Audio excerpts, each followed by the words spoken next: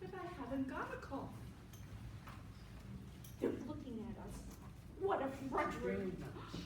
They're approaching. That's very forward of them. Let us preserve a dignified silence. Certainly. It's the only thing to do now. Enter Jack, followed by Algernon. They whistle some dreadful popular air from a British opera.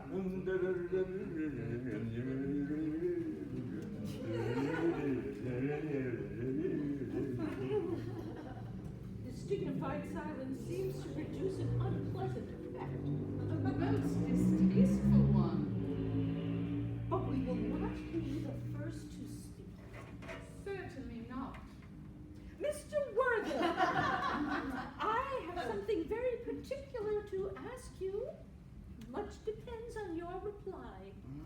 Oh, Gwendolyn, your common sense is invaluable. Mr. Moncrief, kindly answer me the following question. Why did you pretend to be my guardian's brother?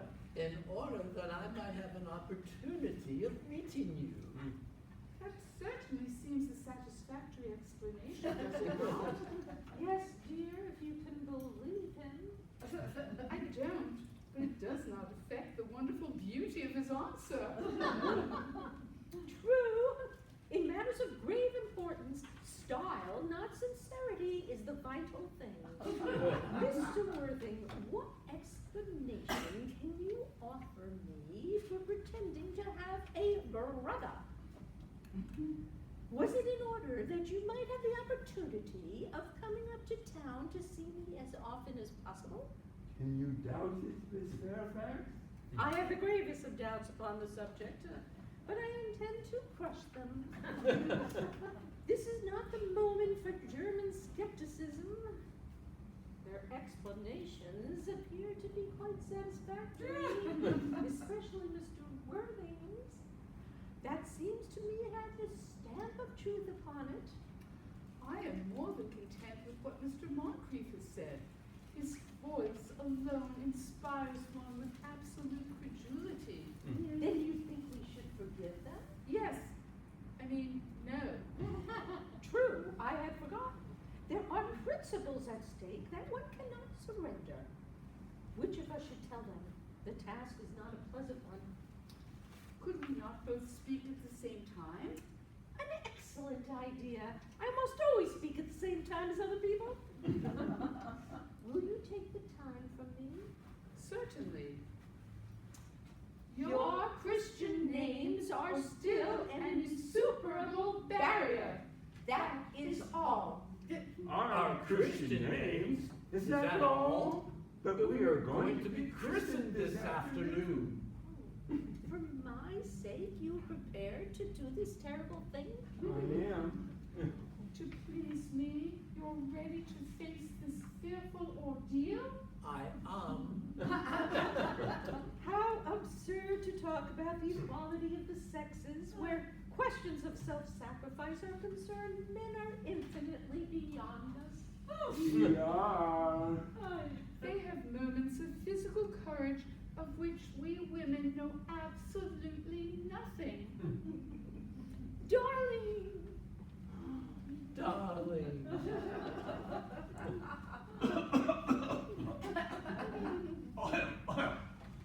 Lady Bracknell. Oh, good heavens.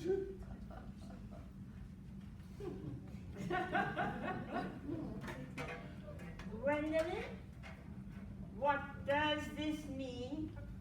Merely that I'm engaged to be married to Mr. Worthing, Mamma.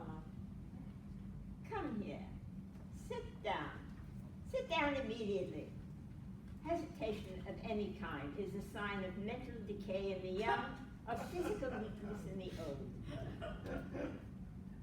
Jack, apprised, sir, of my daughter's sudden flight by her trusty maid, whose confidence I purchased by means of a small coin.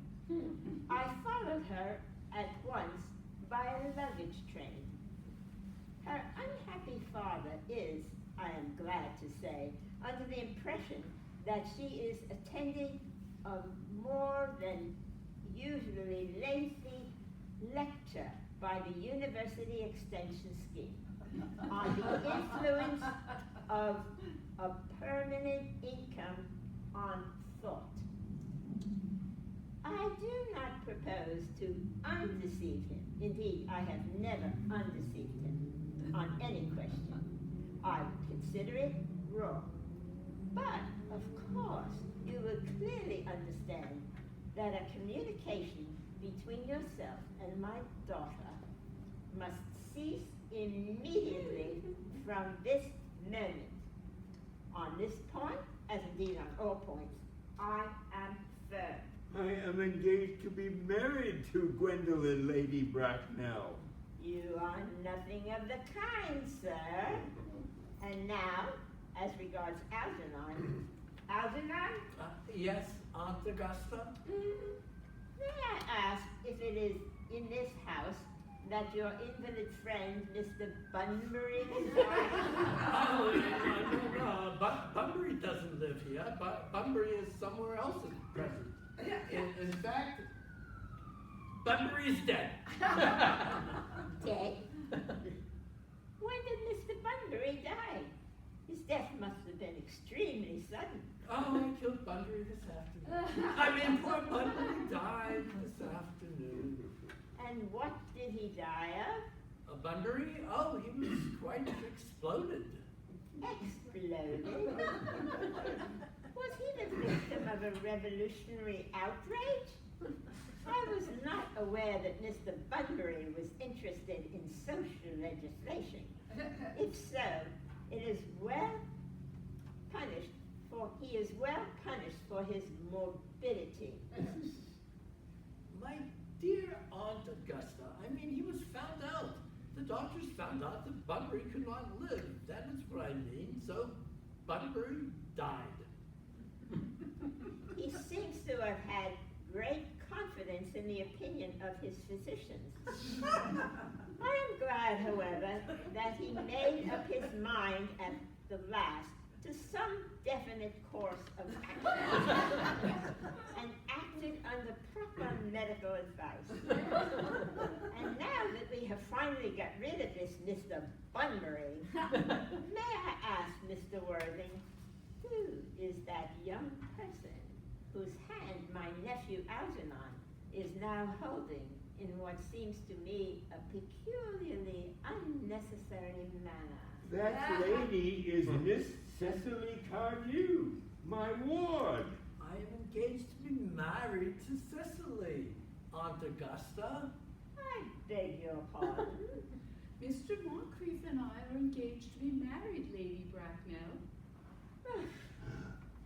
I do not know whether there is anything peculiarly exciting in the air of this particular part of Hertfordshire, but the number of engagements that go on seems to me to be considerably above the proper average that statistics have laid down for our gardens. I think some preliminary inquiry on my part would not be out of place. Mr. Worthing, is Miss Cardew at all connected with any of the large railway stations in London? I merely desire information. Until yesterday, I had no idea that there were any familiar or persons. There were any families or persons whose origin was a terminus. Miss Cardew is the granddaughter of the late Mr. Thomas Cardew of 149 Belgrave Square Southwest, Jervis Park, Dorking, Surrey, and this poor town, Fifeshire, NB. That sounds not unsatisfactory. 3 addresses always inspire confidence, even in a tradesman. But what proof have I of their authenticity? I have perfectly preserved the court guides of the period. They are open to your inspection, Lady Bracknell. I have known strange errors in that publication. Miss Cardew's family solicitors are Messrs. Markby, and Markby. Markby, and Markby. A firm of the very highest position in their profession. Indeed, I am told that one of the Mr. Markbys is occasionally to be seen at dinner parties. How So extreme. far, I'm satisfied. How kind of you, Lady Bracknell. I have also in my possession, you will be pleased to hear, certificates of Miss Cardew's birth, baptism, whooping cough, registration, vaccination, confirmation, and the meals, both the German and the English variety. A life crowded with incident, I see. Though perhaps somewhat too exciting for a young girl.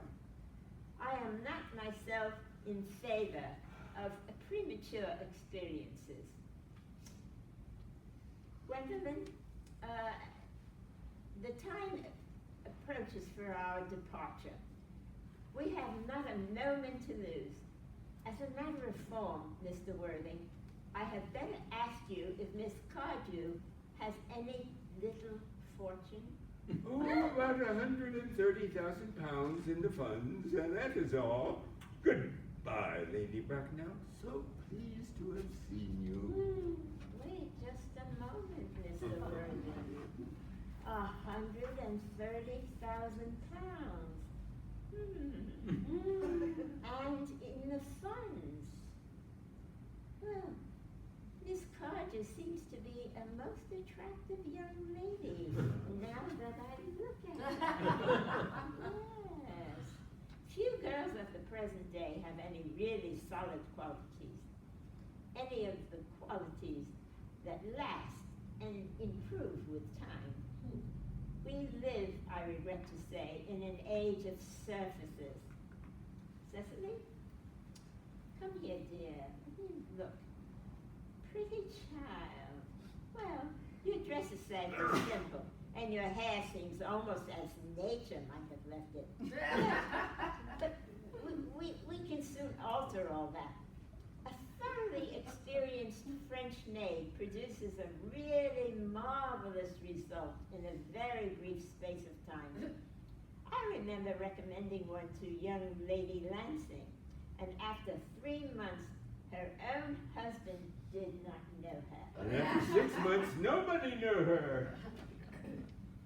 Kindly turn around, sweet child. Okay. Okay. No. The side view is what I want. Yes. Quite as I expected. There are distinct social possibilities in your profile. The two weak points in our age are want of principle and want of profile. The chin, a little higher, dear. Style largely depends on the way the chin is worn. They are worn very high at present, Algernon. Yes, Aunt Augusta? There are distinct social possibilities in Miss Cardew's profile. Cecily is the sweetest, dearest, prettiest girl in the world. And I don't care 2 pence about social possibilities. Well, never speak disrespectfully of society, Algernon. Only people who can't get into it do that. Cecily, dear child, of course you know that Algernon has nothing but his debts to depend upon. But I do not approve of mercenary marriages. When I married Lord Bracknell, I had no fortune of any kind. But I never dreamed for a moment of allowing that to stand in my way. Well, I suppose I must give my consent. Thank you, Aunt Augusta. Cecily, you may kiss me. Thank you, Lady Bracknell. The marriage, I think, had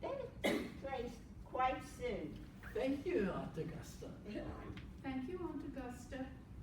To speak frankly, I am not in favor of long engagements. They give people an opportunity of finding out each other's character before marriage, which I think is never advisable. I beg your pardon for interrupting you, Lady Bracknell, but this engagement is quite out of the question. I am Miss Cardew's guardian, and she cannot marry without my consent until she comes of age. That consent I absolutely decline to give. Upon what ground, may I ask? Algernon is an extremely, I may almost say ostentatiously eligible young man. He has nothing, but he looks everything. What more can one desire? It pains me very much to have to speak frankly to you, Lady Bracknell, about your nephew, but the fact is that I do not approve at all of his moral character. I suspect him of being untruthful.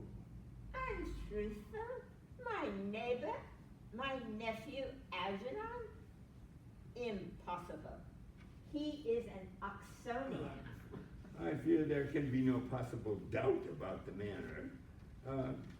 This afternoon, during my temporary absence in London on an important question of romance, he obtained permission and admission to my house by means of the false pretense of being my brother.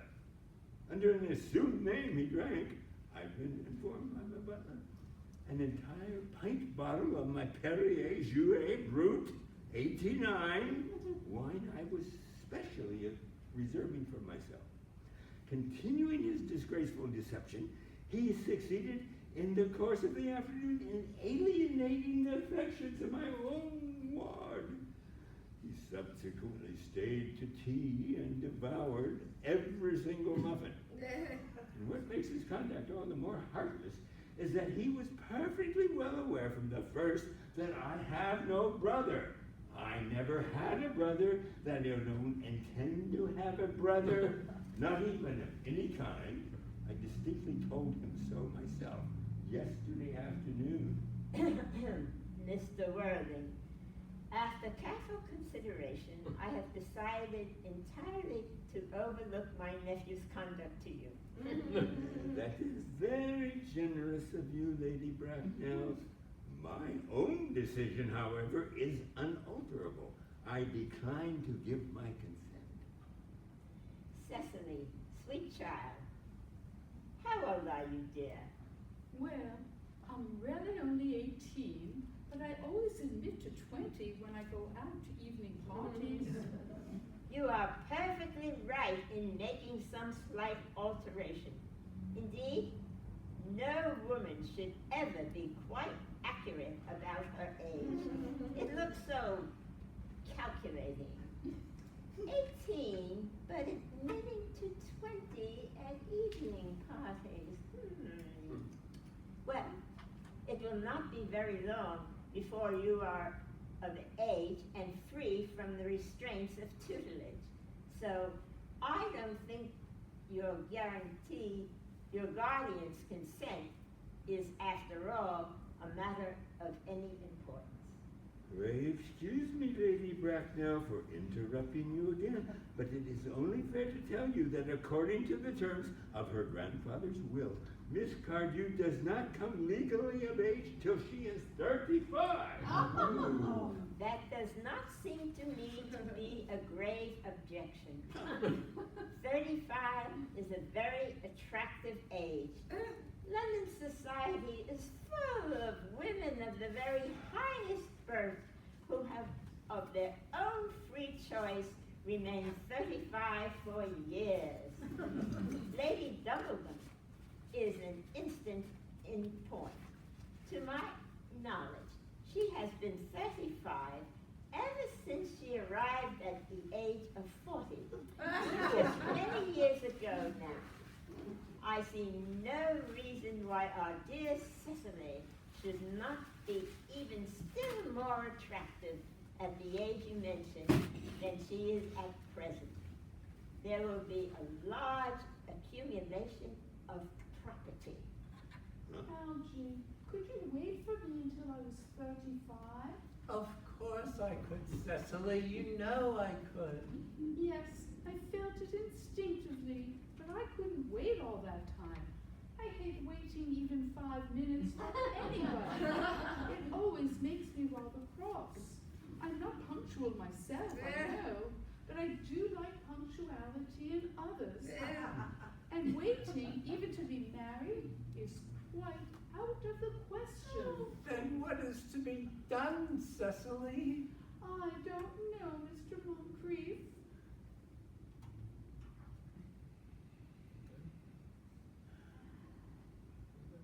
I wonder if Lady Bracknell has any thoughts on that. You must be quite aware of what you propose is out of the question. Then a passionate celibacy is all that any of us can look forward to. That is not the destiny I propose for Gwendolyn. Algernon, of course, can choose for himself. Come, dear, we have already missed 5, if not 6 trains. To miss any more might expose us to comment on the platform.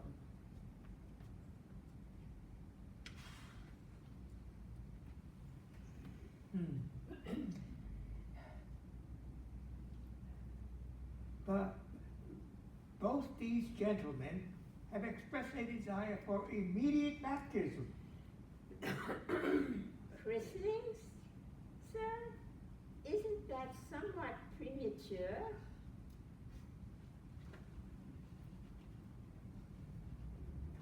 At their age.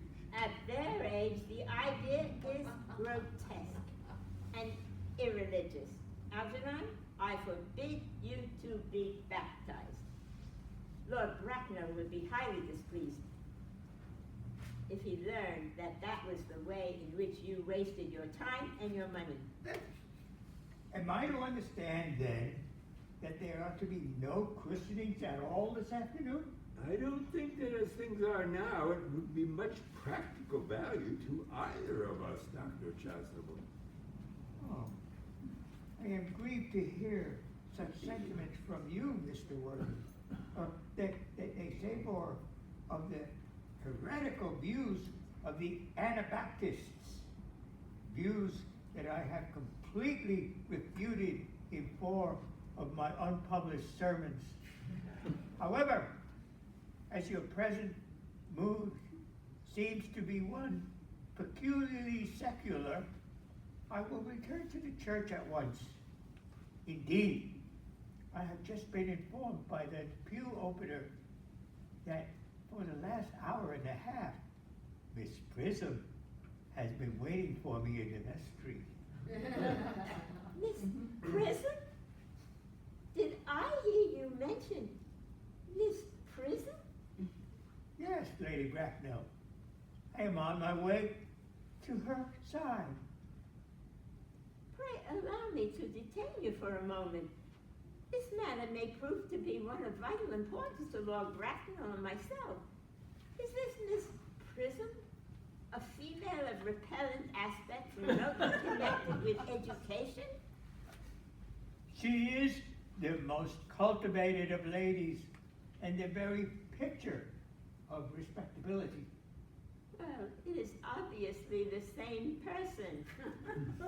May I ask what position she holds in your household?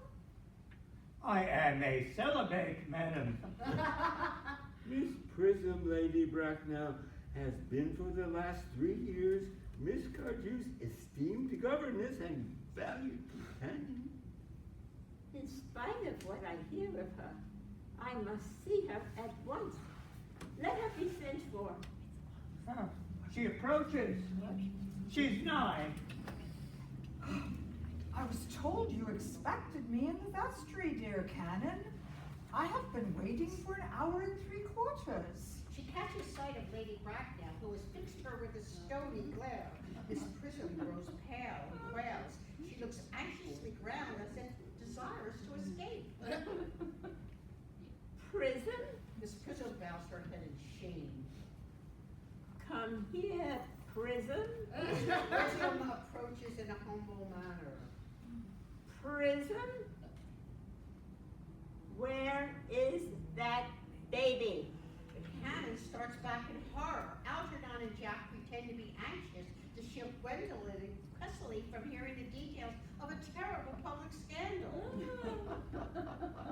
28 years ago, Prism, you left Lord Bracknell's house, number 104 Upper Grosvenor Street, in charge of a perambulator that contained a baby of the male sex. You never returned. A few weeks later, through the elaborate investigations of the Metropolitan Police, the perambulator was discovered at midnight, stationed by itself in a remote corner of Bayswater. It contained the manuscript of a 3-volume novel of more than usually revolting sentimentality. But the baby was not there. Prism, where is that baby? Lady Bracknell, I admit with shame, I do not know. I only wish I did. The plain facts of the case are these. On the morning of the day you mention, a day that is forever branded on my memory, I prepared as usual to take the baby out in its perambulator. I had also with me a somewhat old but capacious handbag in which I had intended to place the manuscript, a work of fiction I'd written during my very few unoccupied hours. In a moment of mental abstraction for which I never can forgive myself, I deposited the manuscript in the bassinet and placed the baby in the handbag. Oh, but where did you deposit the handbag? Oh, do not ask me, Mr. Worthing. Miss Prism, this is a matter of no small importance to me. I insist on knowing where you deposited the handbag that contained that infant. I left it in the cloakroom of one of the larger railway stations in London. What railway station? Victoria, the Brighton line. I must retire to my room for a moment. Gwendolyn, wait here for me. If you are not too long, I will wait here for you all my life. What do you think this means, Miss Bracknell?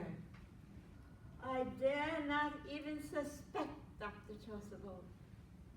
I need hardly tell you that in families of high position, strange coincidences are not supposed to occur. They are hardly considered the thing. Noises are heard overhead as if someone was throwing trunks about. Everyone looks up. Uncle Jack seems strangely agitated. Your guardian has a very emotional nature. This noise is extremely unpleasant. It sounds as if it's having an argument, and I dislike arguments of any kind. They are always vulgar and often convincing. Oh, it has stopped now. I wish he would arrive at some conclusion. This suspense is terrible. I hope it will last. Is this the handbag, Miss Prism? Examine it carefully before you speak. The happiness of more than one person depends on it. It seems to be mine. Yes, here's the injury it received. Oh, at the upsetting of a Gower Street omnibus in younger and happier days, and here's the stain on the lining caused by an explosion of a temperance beverage. An incident that occurred in Leamington. And here on the lock on the inside are my initials. I had forgotten that in an extravagant mood I had placed them there. This bag is undoubtedly mine. I am delighted to have it back. It was so unexpectedly returned to me. It has been a great inconvenience to not have it all these years. Miss Prism, more is restored to you than the handbag. I was the baby you placed in it. You? Yes, mother. Mr. Worthy! I am unmarried. Unmarried. I do not deny that is a serious blow, but after all, who has the right to cast a stone against one who has suffered? Cannot repentance wipe out the act of folly? Why should there be one law for men and another for women? Mother, I forgive you. Mr. Worthing, there is still some error. There is the lady who can tell you who you really are. Lady Bracknell, I hate to seem inquisitive, but would you kindly inform me who I am? I am afraid that the news I have to give you will not altogether please. You are the son of my poor sister, Mrs. Moncrief, and consequently, Algernon's elder brother. Elsie's elder brother? Then I have a brother after all. I knew I had a brother. I always said I had a brother. Cecily, how could you ever doubted that I had a brother? Dr. Chasuble, my unfortunate brother. Miss Prism, my unfortunate brother. Gwendolyn, my unfortunate brother. Algie, you young scoundrel, you will have to treat me with more respect in the future. You have never behaved to me like a brother should in all my life. Well, not till today, old boy, I admit. I did my best, however, though I was out of practice. My own, but what own are you? I mean, what is your Christian name now that you have become someone else? Good heavens, I had quite forgotten that point. Your decision on the subject of my name is irrevocable, I suppose? I never changed, except in my affection. What a noble nature you have, Gwendolyn. Then the question had better be cleared up at once. Aunt Augusta, a moment. At the time when Miss Prism left me in the handbag, had I been christened already? Every luxury that money could buy, including christening, had been lavished on you by your fond and doting parents. Then I was christened. That is settled. Now, what name was I given? Let me know the worst. Well, being the eldest son, you were naturally christened after your father. Yes, but what was my father's Christian name? I cannot at the present recall what the general's Christian name was, but I have no doubt that he had one. He was eccentric, I admit, but only in later years. And that was the result of the Indian climate and marriage and indigestion and other things at that time. Algie, can't you recollect what our father's Christian name was? My dear boy, we were never even on speaking terms. He died before I was a year old. His name would appear in the army list of the period, I suppose, Aunt Augusta. The general was essentially a man of peace, except in his domestic life. But I have no doubt that his name would appear in any military directory. The army lists of the last 40 years are here. These delightful records should have been my constant study. He rushes to the bookcase and tears the books out. M. Generals. Malum, Max Baum, Magley. What ghastly names they have. Marksby, Migsby, Mobbs, Moncrief. Lieutenant, 1840. Captain, Lieutenant Colonel, Colonel, General, 1869. Christian names, Ernest John. I always told you, Gwendolyn, my name was Ernest, didn't I? Oh, well, it is Ernest after all. I mean, mine naturally is Ernest. Yes, I remember now. The general was called Ernest. I knew I had some particular reasons for disliking that name. Ernest, my own Ernest. I knew from the first that you could have no other name. Gwendolyn, It is a terrible thing for a man to find out suddenly that all his life he has been speaking the truth. Nothing but the truth. Can you forgive me? I can, for I feel sure that you are to change. My own one. Letitia! Frederick at last. Cecily, at last! Gwendolyn, at last. My nephew, you seem to be displaying signs of triviality. The contrary, Aunt Augusta. I have now realized for the first time in my life the vital importance of being earnest.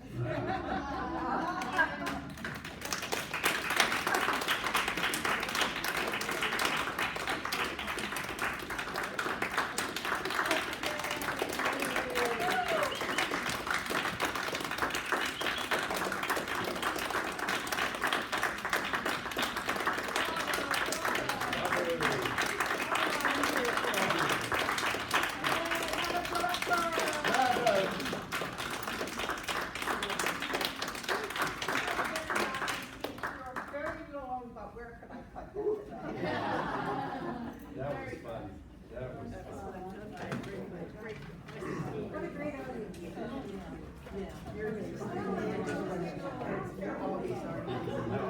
When you found this out. Very nice, sir. Nice one.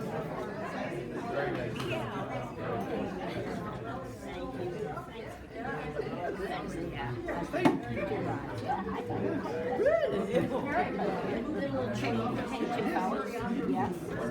What voice would you like this morning? They all did. Greg did it too when he was pretty fun. I need some directions for you, how to get the answers from here. Go back over. I know, but I don't know if I can do it. I'll try the audience though. I can help you.